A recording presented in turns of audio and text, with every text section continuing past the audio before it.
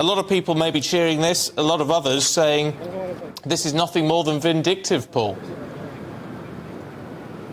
Well, I would say read the report. Here it is, hot off the presses, and it couldn't be more damning, the word that you've been using all morning, but absolutely right. Boris, of course, will have seen this last week, and that's why he resigned, because he knew how damning it was, and he also understood that he's been caught bang to rights, lying to Parliament, lying to the people, trying to intimidate and nobble the committee, and he couldn't be more in the wrong. So that's why he's gone, and that's why he's mounted this incredible sort of 24-hour, 48-hour fight back of trying to slag everybody else off and blame everyone else and say that it was not me, Gov. But, I mean, he is bang to rights. Well, you say that. I mean, he said it's a deranged conclusion and contradicted by the facts. Well, he would say that, wouldn't he? But if you read it, and it'll be online, and GB News viewers can click on and have a look, you know, there is clear evidence, including, by the way, there's a double-page spread of photographs of him at these parties with a drink in his hand, you know, in colour. It's pretty clear that he knew about the parties.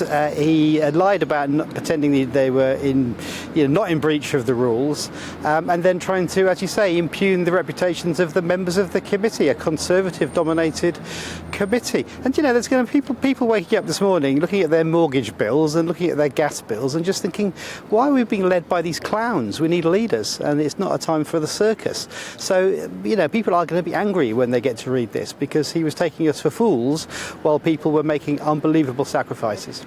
Yeah, but it's fascinating. The 5 key recommendations, or the five key conclusions, I should say, out of this.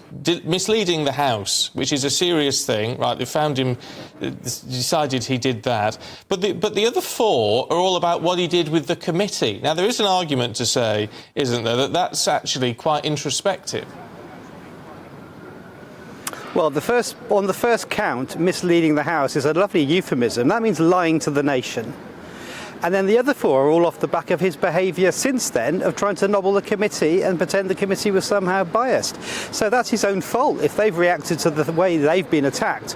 I don't blame them. But the headline here is that we had a Prime Minister who didn't obey the rules he was imposing on everybody else, then lied about it to the rest of us, and is now trying to claim that there are very detailed, it's almost a book, this thing, report into his behaviour. Chapter and verse is somehow not valid. I mean, it's like the Trump playbook, isn't it? You know, you get caught bang to rights and then start claiming the process is flawed. I think, really, he's right to resign. I think he's right to now retire to his £5 million house in Oxfordshire.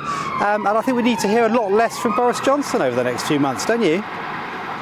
Well, we may well hear more from him and see if he has to say any more on this. I imagine he probably will. There is a question. You talk about him criticising the impartiality of the committee. That's a fair point, isn't it? When we look at Harriet Harman, she did seem, via Twitter, to come to her own conclusions before all the evidence was heard. I mean, there was enough for Chris Bryant to recuse himself. Why did Harriet Harman not?